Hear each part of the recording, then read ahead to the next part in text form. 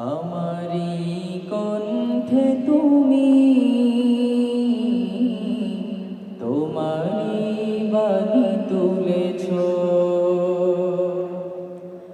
বুকের দেরাজ তুমি কোরআনের স্থান দিয়েছ। এত ভালোবাসো কেন মালিক আমায়, কি করে শুকর তার করি আদায়। এত ভালোবাসো কেন মালিক আমায়, এত ভালোবাসো কেন মালিক আমায়।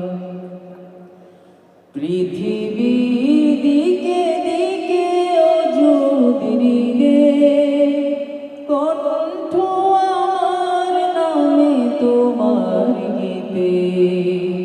পৃথিবীর দিকে দিকে অযুদিনে কণ্ঠ আমার নামে তোমার গীতে।